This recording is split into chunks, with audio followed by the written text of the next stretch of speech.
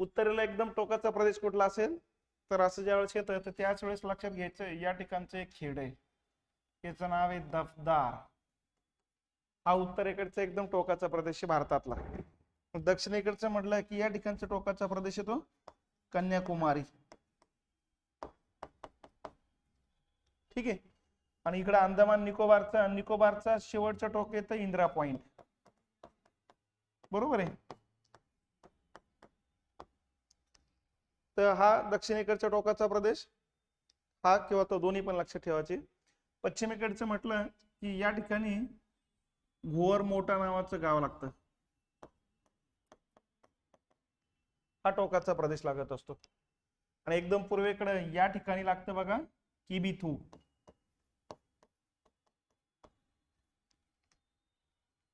आपण म्हणतो ना पूर्व पश्चिम लांबी भारताची, तर पूर्व पश्चिम म्हणजे या घोर मोठापासून किबिथू पर्यंत आणि दक्षिण उत्तर लांबी म्हणजे या दफदार पासून कन्याकुमारी पर्यंत. ठीक आहे. तर असा हा पूर्व पश्चिम दक्षिण उत्तर टोकाचा प्रदेश लक्षात ठेवायचा. त्याच वेळेस या ठिकाणी समुद्र पातळीपासून सर्वात उंच आणि सर्वात खालचा प्रदेश पण लक्षात ठेवा.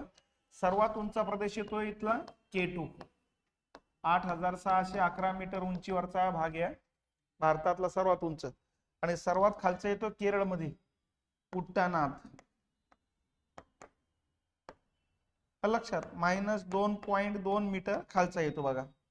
समुद्र पातळीच्या खाली आहे, म्हणजे समुद्राच्या पातळीच खाली नाही म्हणायचं मला, समुद्र पातळीपासून उंची मोजल्या जात असते त्या तुलनेमध्ये जमिनीवरचा खालचा भाग येतो हा भारतातला सर्वात खालचा भाग आहे.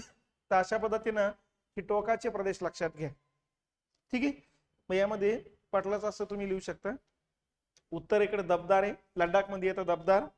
पूर्वेला किबिथू आहे अरुणाचल प्रदेश मध्ये. दक्षिणेला कन्याकुमारी आणि इंदिरा पॉइंट दोन्ही पण तुम्ही घेऊ शकता. आणि पश्चिमेला गोरमोट आहे गुजरात मध्ये.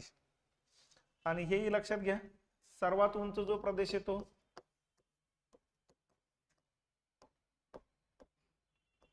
सर्वात उंच ठिकाण आहे K2, 8611 मीटर लडाख मध्ये येत असते. आणि सर्वात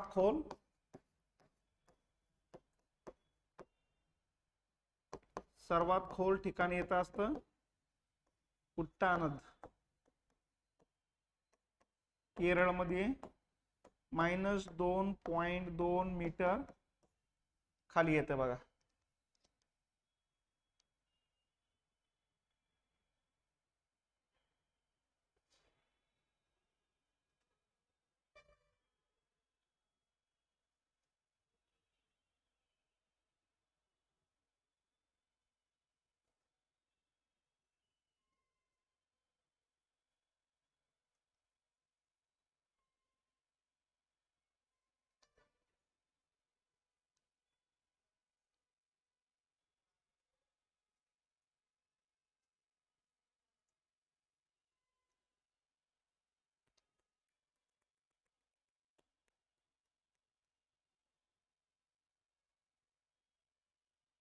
झालंय.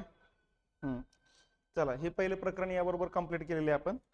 पहिल्या प्रकरणामध्ये आपण भारताचं जागतिक स्थान बघितलेलं आहे, भारताचं भौगोलिक स्थान बघितलंय, विस्तार बघितला, सीमा बघितल्या, त्यामध्ये भूसीमा पण जलसीमा पण, सीमांबाबतचे वाद, सीमांची माहिती, निर्मिती त्याबद्दल माहिती घेतलेली. त्याच्यानंतर विभाजित प्रदेश पण बघितलेला आहे आणि आता टोकाचा प्रदेश पण बघितलेला आहे. आता या मुद्द्यावरती या प्रकरणावरती आयोगाचे जे प्रश्न आलेले आहेत ते लक्षात घ्या. आता खालीपैकी कोणत्या रेखावृत्तानुसार भारतीय प्रमाणवेळ निश्चित करण्यात आलेली. ठीक आहे. आता काढताना काय करायचं हे बघा, पश्चिम गोलार्धात आपण नाही, 2 पर्याय कटवले, राहिले 2 पर्याय. मग इथं लक्षात येतं हे 80 आहे, इथे 82. आता याच्यात लक्षात येत नसेल 80 की 82 तर हे लक्षात घ्यायचं, हे 82 आहे, हे 82 आहे, हे 82. प्रोबॅबिलिटी सांगते तुम्हाला उत्तर हे आहे म्हणून, म्हणजे ती खुणा करता की बाबा उत्तर हे आहे. लक्षात म्हणजे ही या करता सांगतोय, माहित असेल तर तुम्हाला काही क्लूची गरज नाही. पण ज्यावेळेस चारही पर्याय तुम्हाला माहिती नाही तर त्यावेळेस टोले बरोबर आणायचे असेल, आपण टोले म्हणतो पण या ठिकाणी तार्किक विचार करायचे काय असू शकतं, मनाला ते सांगत चालायचं बघा, तरच मन बरोबर ते मेंदू तुम्हाला विश्लेषण करण्याचं काम करेल. चला विभाजित प्रदेश बघितलेले आपण. 10 डिग्रीने कोणता भाग व्यापला जातोय, 8 डिग्री ना 9 डिग्री ना डुक्कन समुद्र दोन्ही ना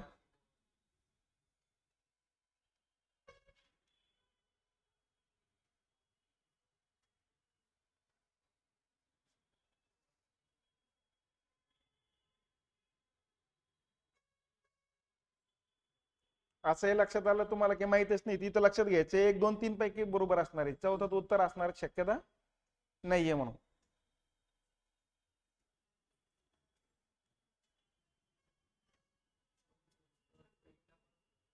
हा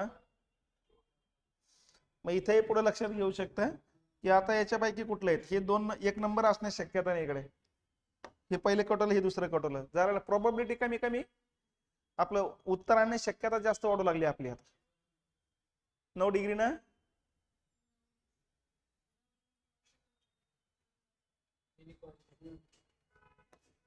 2 नंबरचं उत्तर येतं आले का लक्षात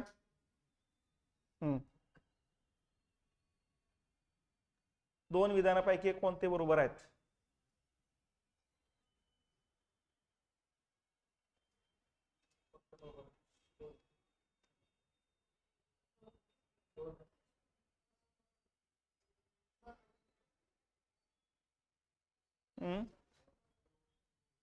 फक्त ब बरोबर आहे आता या ठिकाणी नेहमी लक्षात ठेवायचं जे 100% माहिती आपलं ते आलंच पाहिजे 100% तुम्हाला ब माहिती असणार आहे म्हणजे हा पहिला पर्याय करतो अ पण नाही ब पण नाही हा ही पर्याय करतो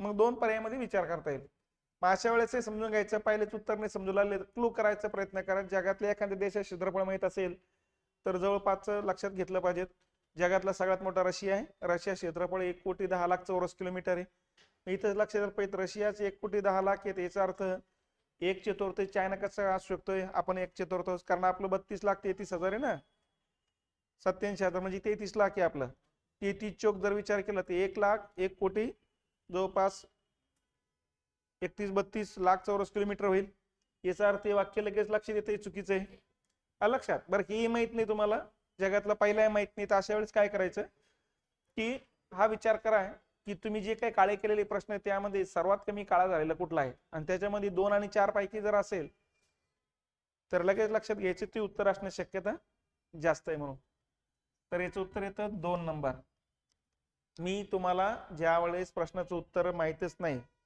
त्यावेळेचे सुद्धा फंडे सांगू लागलेलो आहे नंबर 1 नंबर 2 की आपण वाचलेलेच आपल्या डोळ्याखाली अशी वाक्य येतील याची शाश्वती खूप कमी असते योगायोग असतो तो आलं लक्षात आपण हे शिकवलेलं आहे का तसं शिकवलेलं आहे पण हे योगायोग आहे पण हे शिकवलं का नाही तुमच्या वाचनात आलं का नाही तर या हिशोबाने आपल्याला थोडं विचार करावा लागणार आहे आणि अशी प्रश्नाची संख्या जास्त आहे मुलं ज्यावेळेस पेपर अवघड आहे म्हणतात ना त्याच वेळेस समजून घ्यायचे ते पहिल्यांदा वाचनात आलेले म्हणून ते अवघड म्हणतात पण तोच पेपर 8 दिवसानंतर सोपा वाटायला लागतो कारण भरपूर वेळेस बघून बघून बघून बघून ओळखीच वाटायला लागतात ते प्रश्न समजतंय ना चला भारताच्या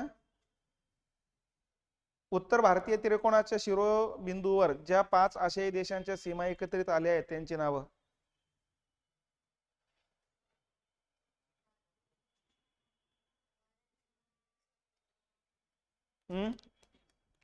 भारताचा उत्तर भाग म्हणजे असं लक्षात घ्यायचं बघा हा मग आता या ठिकाणी या भागाचा जर विचार केला तिथं भारत आहे इथं चीन आहे इथं अफगाणिस्तान आहे इथं ताजिकिस्तान आहे या ठिकाणी पाकिस्तान 1 2 3 4 5 आणि तुमच्या लक्षात आलं पाहिजे की भूतान पार इकडे इकडे आहे म्हणजे भूतान नसलं पाहिजे मग भूतान इथं आहे भूतान या ठिकाणी पण आहे भूतान या ठिकाणी पण आहे असंही तुम्ही काढू शकता आले लक्ष काय म्हटलं कोणाची नाही लागले ना मग त्यांनी आज थोडंच म्हटलं सीमा लागलेली भारताचे सर्वात पूर्वेकडील रेखावृत्त कोणते 97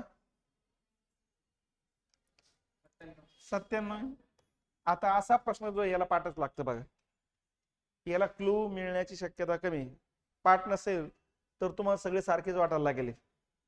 याच्यात हे तुम्हाला सांगतो, हे तुमच्या डोक्यात येईल की हे उत्तरच नाही म्हणून, कारण हे कुठं ऐकण्यात बघण्यात आलेलंच नाही.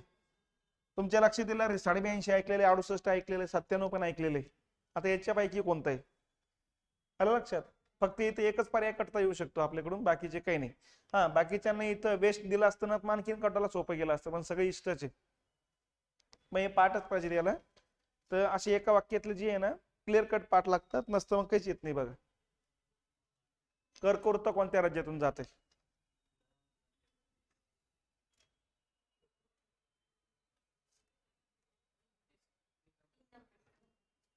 तीन नंबर आहे. हे बघा, हे पर्याय सारखेच आहेत, इथं काय डोकं लावायचं नाही तुम्हाला. इथं पर्याय बदलत गेलेत. मिझोराम आहे. ठीक आहे. आता हाच प्रश्न डबल तुम्हाला जर विचारला तर तुम्हाला पटकन उत्तर येणार नाही, कारण मी पहिला पर्याय हा ठेवेन, दुसरा पर्याय मध्य प्रदेश पहिलं घेईन, मेघालय दुसरं घेईल, पश्चिम बंगाल नंतर टाकेल. मग असं टाकल्यावर मग तुम्हाला थोडं कन्फ्युजन व्हायला लागतं बघा. आता हे कसं सगळं सारखं दिलंय त्यामुळे सोपं करून दिलेलं आहे. सर्वात मोठ्या दिवसाचा कालावधी किती?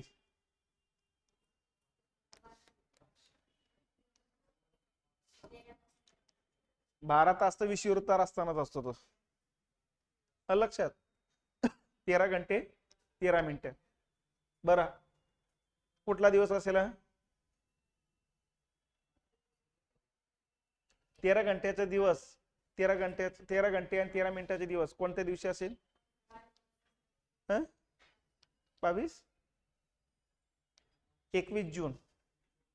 बरोबर.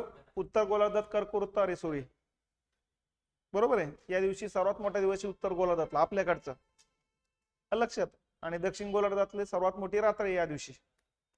आणि 21 डिसेंबरला दक्षिण गोलार्धातला एवढा दिवस असतो, आणि त्या वेळेस उत्तर गोलार्धात एवढी रात्र आहे. म्हणून बघा या ठिकाणी आता तुम्ही बघितलं 6 वाजले, रात्र होऊन गेलेली. काल परवा सगळ्यात मोठा दिवस होऊन गेलेला आहे. आता रोज 2-2, 3-3 मिनिटांना दिवसाचा कालावधी वाढत जाणार, रात्रीचा कालावधी कमी होत जाणार, कारण आता उत्तरायण सुरू झालेले काल परवापासून. सूर्य आता उत्तरेकडे यायला लागलेला आहे. विषुववृत्तावर येता येता 21 मार्च लागेल, आणि 21 मार्च पासून मग उत्तर गोलार्धात प्रवेश करेल. तो आता उत्तरेकडे निघाला, पण दक्षिण गोलार्धातच आहे अजून. उत्तर गोलार्धात येण्याकरता 21 मार्चच्या डेटला आपल्याला बघावं लागेल वाट. असे खालीलपैकी कोणत्या दोन रेषामधील सीमारेषा ही मॅकमोहन रेषा आहे? भारत चीन दरम्यानची रेषा येते सीमारेषा मॅकमोहन रेषा. कधीची निर्मिती आहे? 1905 ते 14चा कालखंड आहे, बरोबर आहे. कोणीही तयारी, कुठली समिती होती? मॅकमोहन. ठीक आहे. आणि किती लांबी सीमा आहे? 3488 किलोमीटर आहे. ठीक आहे. भारत बांगलादेश दरम्यान कुठली सीमा आहे? Radcliffe line. कधीची आहे निर्मिती? 47. किती किलोमीटर लांबीची आहे? 4096 किलोमीटर. भारत पाकिस्तान दरम्यान रॅडक्लिफच आहे, 47 ला निर्माण झालेली, किती किलोमीटर लांबीची आहे? 3323. भारत नेपाळ दरम्यान नैसर्गिक सीमा आहे, किती किलोमीटर लांबीची? 1751. 1751. असं लक्षात घ्या. कोणत्या रेखावृत्ताच्या दरम्यान भारताचे स्थान आहे? आता रेखावृत्त म्हटलं आपण पूर्व गोलार्धात आहे, म्हणजे पश्चिम गोलार्धातले कटलं, उत्तर गोलार्ध कटलं. ठीक आहे. आणि इथं क्लू लक्ष देतोय, अरे या दोन पर्यायापैकी उत्तर आहे, कारण पूर्व पूर्व दिलेले. मग आता कुठलं येईल? हे दुसरं काय आहे? अक्षीवृत्तीय स्थान आहे ते 8 अंश ते 37 अंश उत्तर अक्षीवृत्त या दरम्यान भारत आहे. हे अक्षीवृत्त आहे, अक्षीवृत्त हे, आणि रेखावृत्त हे येत आहे. आपल्याला रेखावृत्त उच्चारले